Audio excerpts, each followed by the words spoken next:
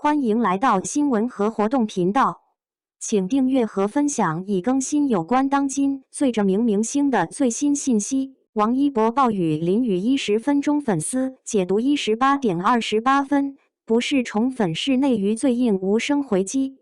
娛樂圈裡遇到爭議和嘲諷，大多數明星的常規操作是發聲明、寫長文，或者讓工作室出面干預。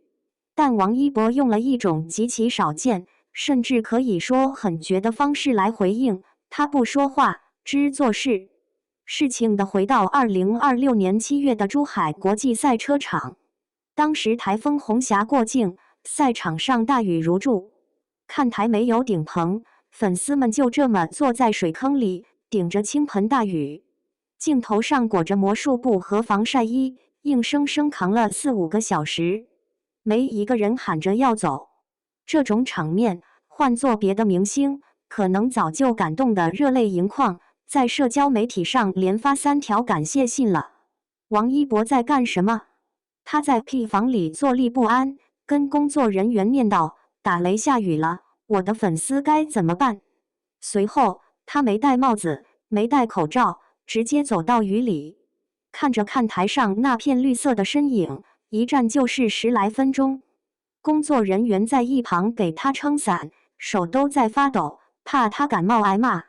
更絕的是他在當天18:28發的一條微博，請大家注意安全，早些回家，別着涼了。粉絲很快破譯了這個時間點，1828，一博愛博，這哪是簡單的寵粉，這是一場極高明的無聲反擊。就在幾天前的7月22日，車評人嚴闖剛在網上開過炮，暗指某明星參賽帶了一幫不懂看賽車的假觀眾，還吐槽安保過嚴。這話明眼人一看就知道在說誰。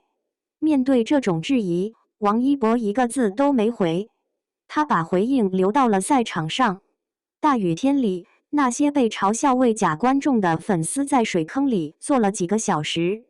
被質疑打亂比賽節奏的他，在暴雨中零失誤完成了超越。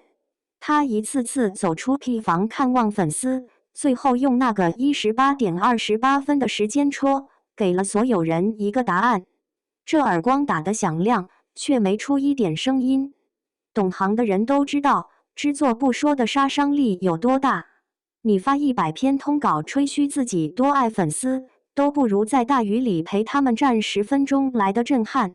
華納公司的副總裁穿着85號應援衫出現在現場，連其他車手看到這一幕都表示肅然起敬。這種公關手段，內娛其他明星根本學不來。為什麼？因為這需要極強的日常人設背書。如果你平時滿嘴跑火車，營銷滿天飛，突然來這麼一出苦肉計，觀眾只會覺得你在作秀。但王一博平時話就少，5年前在機場給粉絲買奶茶，讓保安轉交；之前遇到粉絲中暑，立刻叫停採訪送醫。這些事一件件累積下來，大家早就接受了他話不多但是辦得實在的形象。當大雨傾盆，質疑聲四起時，他依然保持沉默，用行動把戰場拉回自己最擅長的領地。他不辯解，不爭吵，只讓所有人看到他做了什麼。這種以無聲勝有聲的策略確實夠狠。在這個圈子裡，有些回應